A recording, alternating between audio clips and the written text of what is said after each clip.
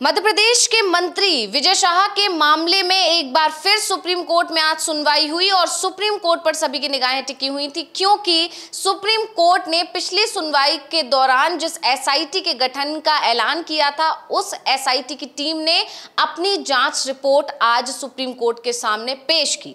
लेकिन इसके साथ ही सुप्रीम कोर्ट में एसआईटी की टीम ने यह अपील भी की कि अभी जो ये जांच रिपोर्ट है ये पूरी नहीं है, यानी इसमें अभी उतनी विस्तृत जांच नहीं हो पाई है जितनी की जरूरत थी, इसलिए एसआईटी को अभी और जांच करने के लिए समय की जरूरत है। और इसके चलते सुप्रीम कोर्ट ने थोड़ी बहुत नाराजगी भी जाहिर की। उन्होंने ये भी कहा कि जब सारे सबूत सामने हैं तो फिर और जांच की क्या जरूरत है।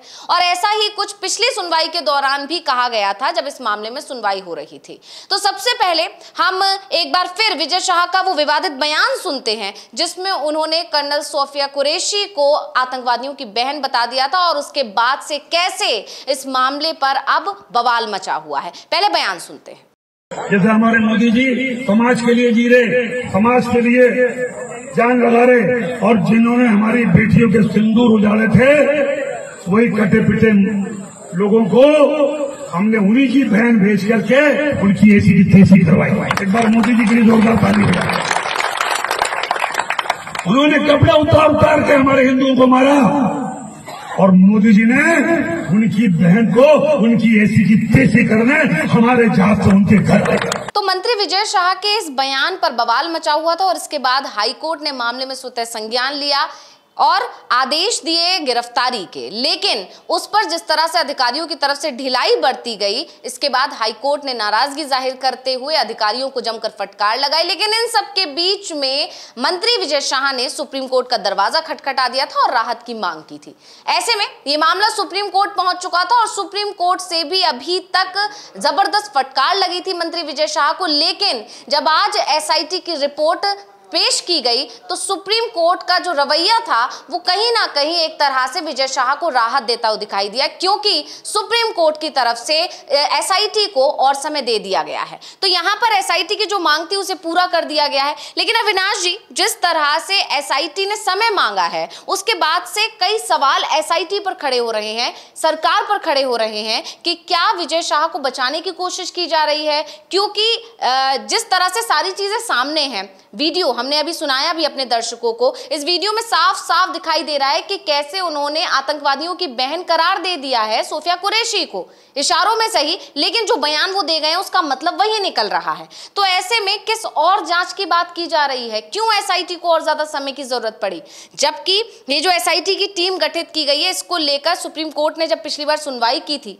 तब ये साफ साफ कहा था कि मध्य प्रदेश के अधिकारी नहीं होने चाहिए, यानी वहां के मूल निवासी नहीं होने चाहिए। सब कुछ ध्यान में रखते हुए एसआईटी की टीम गठित की गई थी, लेकिन फिर भी कहीं ना कहीं अब एसआईटी सवालों के घेरे में है। नहीं, बिल्कुल, क्योंकि जो ये मामला है ये 11 मई का मामला है।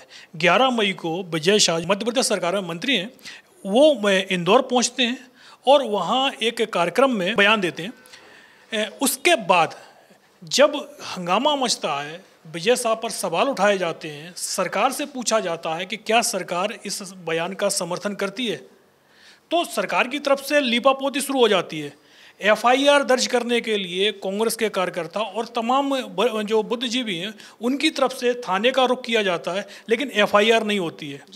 14 तारीख को जब हाई कोर्ट स्वतः संज्ञान लेता है और कहता है कि 4 घंटे के अंदर मंत्री के खिलाफ एफआईआर दर्ज कीजिएगा, उसके बाद एफआईआर होती है। वो भी इतनी कमज़ोर एफआईआर लिखी जाती है कि अगले ही दिन 15 तारीख को हाई कोर्ट को फिर से पुलिस को फटकार लगानी पड़ती है और हाई कोर्ट का आदेश होता है कि हमने जो आदेश दिया है उसकी कॉपी भी एफआईआर के साथ में दर्ज की जाए।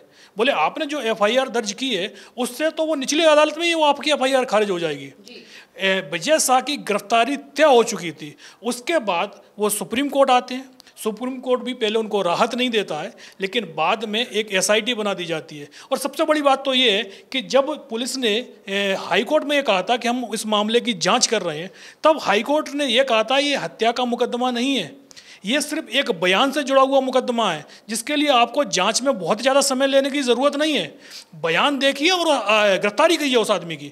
लेकिन अब SIT जो 21 तारीख को सुप्रीम कोर्ट से आदेश होता है, एक हफ्ते बाद भी अगर SIT की तरफ से ये कहा जा रहा है कि हमको अभी विस्तृत जाँच करनी है, अभी हमने कुछ ही लोगों से पूछताछ की है, हमने मोबाइल फ़ोन जब्त किए हैं। अरे भाई, जो बयान इस समय पूरी तरीके से सोशल मीडिया पर छाया हुआ है, तमाम मीडिया चैनलों में वो बयान दिखाया गया है, उस बयान की जांच करने में आपको इतना समय क्यों लग रहा है? जाहिर सी बात है SIT की तरफ से, क्योंकि SIT में जो अधिकारी हैं वो भले ही मध्य प्रदेश कैडर के नहीं है, लेकिन इस समय पोस्टेड तो वो मध्य प्रदेश में ही है।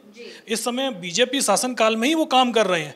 तो ऐसे में SIT की जो जांच है उस पर तो सवाल शुरुआत से ही खड़े हो रहे हैं कि एक तरफ तो हाईकोर्ट था, जो हाईकोर्ट ने ये कह दिया था कि हम इस मामले की निगरानी भी करेंगे, लेकिन सुप्रीम कोर्ट इस मामले की निगरानी नहीं कर रहा है। SIT सुप्रीम कोर्ट से जरूर बना दी गई है, लेकिन जो जाँच है वो SIT की तरफ से हो रही है। और SIT जिस तरीके से इसको खींचने में लगी हुई है, एक बयान को लेकर अब उनको और समय चाहिए, उससे साफ दिखाई दे रहा है कि विजय शाह को बचाने की कोशिश हो रही है। जी बिल्कुल, लगातार ये देखा जा रहा है कि मामले को काफी समय बीत चुका है, लेकिन ना तो मध्य प्रदेश सरकार की तरफ से कोई एक्शन लिया गया, ना बीजेपी हाईकमान की तरफ से कोई एक्शन लिया गया। उल्टा जब मोहन यादव से इस मामले को लेकर एक पत्रकार ने सवाल किया था तो उन्होंने ये कहा था कि कोर्ट का आदेश आने दीजिए, कोर्ट का जो आदेश होगा उसे मान लिया जाएगा। यानी सरकार को या बीजेपी को अपने मंत्री के बयान में कोई गलती नजर नहीं आई, कोई विवाद नजर नहीं आया और इसीलिए उनके खिलाफ कोई एक्शन नहीं लिया गया। इस मामले पर पूरी तरह से बीजेपी आलाकमान चुप्पी साधे बैठा रहा। ऐसे में जब हाईकोर्ट ने स्वतः संज्ञान लिया, हाईकोर्ट ने इस मामले में सख्ती दिखाई, मामला सुप्रीम कोर्ट पहुंचा, सुप्रीम कोर्ट में भी शुरुआती दौर में सख्ती देखने को मिली। लग रहा था कि जल्द ही कोई बड़ा एक्शन विजय शाह के खिलाफ हो सकता है, लेकिन जिस तरह से आज सुनवाई हुई और उस सुनवाई में SIT ने समय मांगा, सुप्रीम कोर्ट की तरफ से समय भी दे दिया गया और उसके अलावा सबसे बड़ी बात जो देखने को मिली वो ये कि हाईकोर्ट में जो मामला चल रहा था उस मामले को फिलहाल के लिए बंद कर दिया गया है सुप्रीम कोर्ट की तरफ से। यानी सुप्रीम कोर्ट ने हाईकोर्ट वाली जो मामला था उस पर रोक लगा दी है। अब सिर्फ सुप्रीम कोर्ट में ही इस मामले की सुनवाई होगी और इसके साथ ही अब ये मामला 3 हफ्ते बाद यानी कि अब जुलाई में इसकी सुनवाई होगी। यानी अब देखा जा सकता है अविनाश जी कि जितनी तेजी से ये मामला चल रहा था, पहले हाईकोर्ट में भी लगातार 2 दिन इसमें सुनवाई हुई, सुनवाई के दौरान जबरदस्त फटकार लगी सरकार को और विजय शाह को, उसके बाद सुप्रीम कोर्ट की तरफ से भी फटकार लगी, यहां तक कि ये भी कहा कि आपकी माफी जो है घड़ियाली आंसू थे, उसमें ऐसी माफी का कोई मतलब नहीं है। लेकिन अब सुप्रीम कोर्ट ने इस मामले को कहीं ना कहीं ढिलाई बरतता हुआ दिखाई दे रहा है सुप्रीम कोर्ट, और SIT को समय दे दिया गया है, जिसके बाद से SIT पर और एक बार फिर मोहन यादव सरकार पर सवाल उठ रहे हैं कि कहीं ना कहीं विजय शाह को बचाने की कोशिश की जा रही है। नहीं, बिल्कुल, सुप्रीम कोर्ट का जो आदेश आया है आज उसमें विजय शाह को बहुत बड़ी राहत मिली है। खास तौर पर जो हाई कोर्ट की जो सुनवाई चल रही थी हाई कोर्ट में, और हाई कोर्ट ने निगरानी के जो आदेश दिए थे उन पर अब सुप्रीम कोर्ट ने रोक लगा दी है, और हाई कोर्ट के आदेश के बाद ही विजय शाह पर ये मुसीबत आई हुई है। नहीं तो जो पुलिस है वो तो मुकदमा लिख ही नहीं रही थी उनके खिलाफ। लेकिन अब जिस तरीके, क्योंकि अब जो जस्टिस सूर्यकांत की बेंच है वो अब 30 तारीख तक बैठेगी, उसके बाद गर्मियों की छुट्टी शुरू हो जाएंगी। वैसे तो गर्मियों की छुट्टियां शुरू हो चुकी हैं, लेकिन जो जस्टिस सूर्यकांत की जो बेंच है वो पहले हफ्ते के लिए सुप्रीम कोर्ट में उसको कामकाज चल रहा था। लेकिन अब जो जस्टिस सूर्यकांत की जो बेंच है वो अब 14 जुलाई को दोबारा से सुनवाई शुरू करेगी। तो यानी अब इस मामले में 1.5 महीने का लगभग समय सीधा विजय शाह को मिल गया है, और SIT की जाँच इस बीच में संभवतः पूरी भी हो जाएगी 1.5 महीने में। लेकिन 1.5 महीने का इतना लंबा समय विजय शाह को देना, एक तरफ हम दूसरे मुकदमे देख रहे हैं जिनमें तुरंत कार्रवाई हो रही है, और एक पोस्ट होता है और पोस्ट पर FIR होती है और गिरफ्तारी भी हो जाती है। दूसरी तरफ एक बयान जो सार्वजनिक कार्यक्रम में दिया गया है, उस बयान के बाद जो मंत्री हैं उनके खिलाफ ना तो FIR लिखी जाती है, FIR होती है तो कोर्ट के आदेश के बाद होती है, लेकिन गिरफ्तारी फिर भी नहीं होती है। यानी आपको एक मंत्री नहीं दिखाई देता है, लेकिन एक स्टूडेंट होता है, एक प्रोफेसर होता है, तो आप तुरंत उसको गिरफ्तार कर लेते हैं। तो जो बीजेपी की सरकार पर तो सवाल उठ ही रहे हैं, लेकिन जिस तरीके से SIT की जांच चल रही है उससे भी यही दिखाई दे रहा है कि विजय शाह को बचाने की कोशिश हो रही है।